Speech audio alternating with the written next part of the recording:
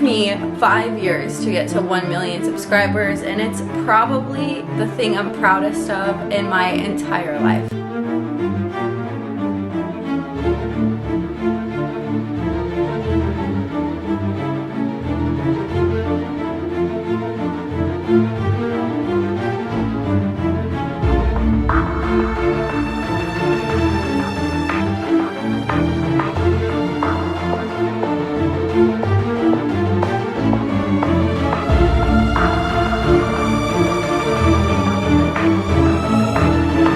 I just got this plaque in the mail, and I thought we could reminisce on some of my best and worst moments that you guys have sat through, laughed at, and had breakdowns over, and considered calling the mental hospital while you were watching them. This took 5 years, 4 cameras, 3,000 mental breakdowns, 2 channels, and 1 subscriber, you. You are the special person that helped this happen, because without you this wouldn't have happened, and I'm so thankful for each and every one of you.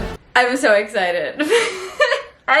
Let's start with my most famous video, the Chuck E. Cheese video. Okay, so this Chuck E. Cheese video, when I pretended to get a job at Chuck E. Cheese to investigate if they were recycling pizza or not, is still the biggest video on my channel. It has 9.6 million views from 4 years ago. This made me go from like 60,000 to 300,000 subscribers overnight.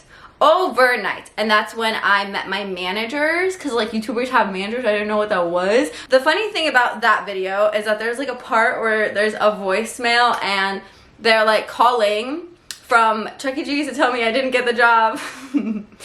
Sitting here editing, and I just got a message from Chuck E. Cheese, a voicemail, and I think it's to ask me to come to the interview. So let's hear when we got an interview. Okay, ready? Hello Blair, this is calling from Chuck E. Cheese. We received your application. We wanted to thank you so much for taking the time to apply to Chuck E. Cheese. However, at this time we have actually hired someone else and will no longer be needing anyone for this position. Thank you very much and have a nice day. Funny thing is, okay, I had to get that video up really soon after Shane Dawson posted his, because that's how the YouTube algorithm used to work. Like it used to, you used to have to post as soon as that went viral. You had to post like the next day. I didn't really have time to sit around and get the job or not. So whose voice is on that voicemail? Mine.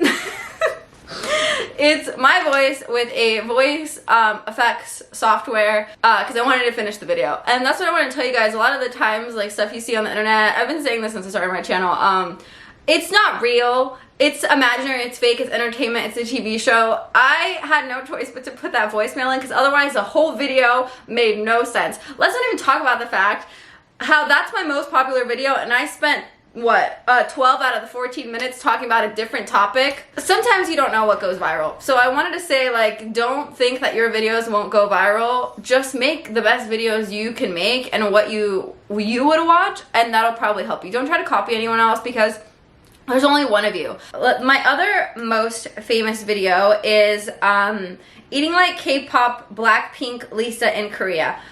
Let's talk about that title. Okay, that's shoving a bunch of keywords into the title so that it can get put in the algorithm correctly. This title, if I read it right now, I don't know what this is saying. I'm just laughing at like how much it's a strategy. We are strategic geniuses. I remember in this video, the only reason I could afford to go to Korea at this time is because I had a sponsor. I started getting a lot of sponsors and quickly when I was like going viral a lot. And all those sponsors, I pretty much put most of my money back into videos or back into traveling. That's why I don't own a house, boomers, because I put money back in my business. What I would do is I would get money from sponsors and use literally that entirety of that money, if not more, and use it to make more videos. And that's how it kind of became a career. Instead of keeping it or saving it, I would literally use everything I could and everything I had to make videos. I didn't like buy a house or buy a car right away. And speaking of sponsors, today's video is sponsored by Buff Bunny. It is actually Heidi's brand. I've been wearing their clothes in a lot of my viral TikToks, so we like built a relationship because I really liked their clothes before I got sponsored by them. So I wanted to show you some of their pieces. They're really good, like workouty stuff, you know, since I'm a fitness workout influencer, you know. And I'm gonna show you the pieces today, and I'm really thankful for them because they're helping me take that budget to put into other videos. So just so you know, that's what I do with the money. So here's the things from her website that I'm going to show you guys in voiceover right now. I'm going to try them on and show you. So this is the Buff Bunny Courtside Collection, and they make some of the softest, best workout clothes to not only lounge in, but also work out in. The first set is this ribbed material that's really nice. I really like their clothes because they're not see-through, and they really hold you in so that no matter how fast you're running, jumping, just walking around, it's comfortable. They also have this cute little skirt and this crop top. The cool thing about the crop top is the straps are adjustable so you could pull it up, and it's double lined with a sports bra underneath, and it has padding so you don't need to wear another sports bra underneath. And the skirt, don't worry, you won't have a Marilyn Monroe moment because there's shorts underneath. Same thing with this little dress situation. It makes it a lot easier to get dressed in the morning because it's only one piece. You don't need any undergarments, which is amazing. They have a bunch of different really cool compression leggings that just suck you in all the right places, and the way the seams are made just contour to your body so good. They're incredibly comfortable, and if you're looking for the perfect pair of black leggings, I would totally recommend these. They're so soft and comfortable, and don't worry, they won't rip or stretch, and they're not see-through, completely squat proof. If you guys do want to check them out, there is a link down in the description box. Just look at it, it's really cute.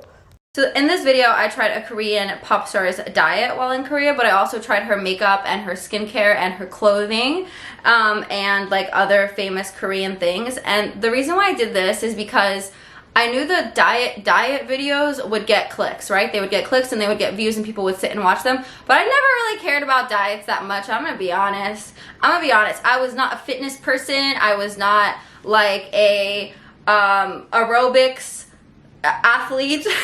You know, Red Bull won't sponsor me because I'm not an athlete. I don't want to talk about it, but anyway.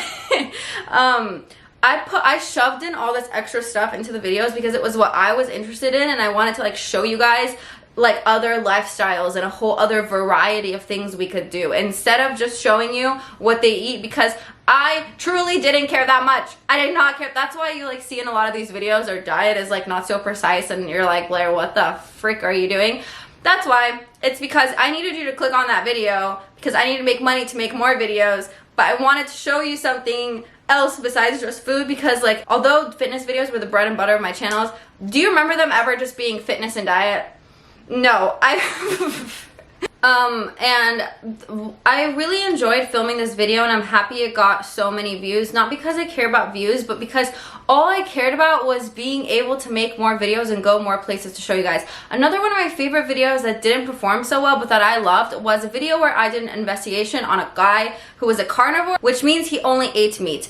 And this video was particularly fun for me to film because we milked a cow. I ate raw cow's milk. We filmed some funny scenes together. Like Frank took this thing off his face, and like we made it really dramatic and fun. I really got to show you guys another lifestyle that I normally wouldn't have seen if I wasn't living in New York at the time. But that video with these views didn't make enough for how much I spent on the items, the traveling there and back, the like expenses that it took to make that video. So that's why sometimes you see YouTubers making content that you guys think is like dull or dead inside or doesn't require a bunch of effort, because at the end of the day, if you don't have money to make videos, you can't make videos. So sometimes you have to pick and choose what'll do well in the algorithm instead of what you want to do. I see your guys' comments. I see what kind of videos you want me to make. But if they don't do well, I can't keep doing this. Does that make sense? So if you want to do YouTube as a career, you have to kind of balance that and keep that in mind. I wish we all had Jeffree Star, Kylie Jenner money and could do everything we wanted, but those people also built themselves up. They got help. I need help.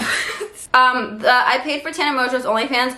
I'm going to give a big shout out to Tana Mojo because 2 of my most viral videos have her name on them. Tana, I'm sorry. I love you. I was a growing, struggling YouTuber.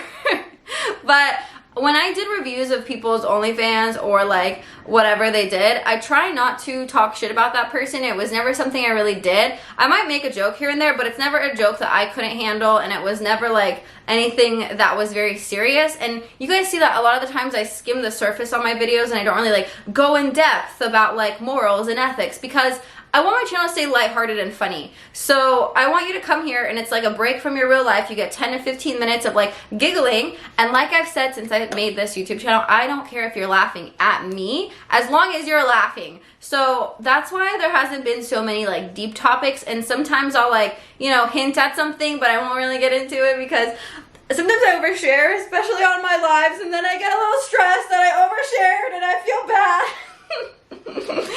I'm sure you've all done that. I'm sure you've all been drunk and you've been at a party and you've told some stranger your complete life story and your trauma, and then in the morning you were like, huh? Another video I did while I was in England was I spent $500 to become a Visco girl to see if it would get more likes. That was a fun video. It was kind of hard for me to film because Visco was a trend that was typically in California and I was living in Newcastle, England. I don't know why, just don't ask questions.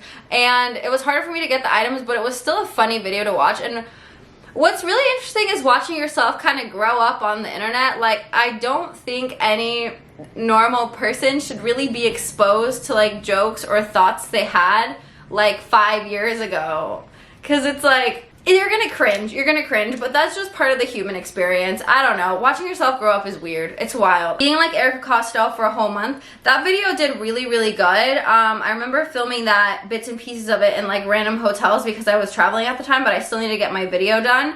And that's the thing about my traveling, is I never like traveling for fun just hasn't happened in the last like 5 years, because I always want to make content and I feel inspired. I'm very grateful to be able to travel, so I don't care if I have to film a video in a hotel or a random Airbnb. Whose kitchen is this? I have no idea, but I'm gonna film it. I'm gonna do it.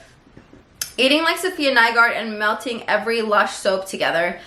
This was a really fun video to make. It didn't perform that well, to be very honest, comparatively.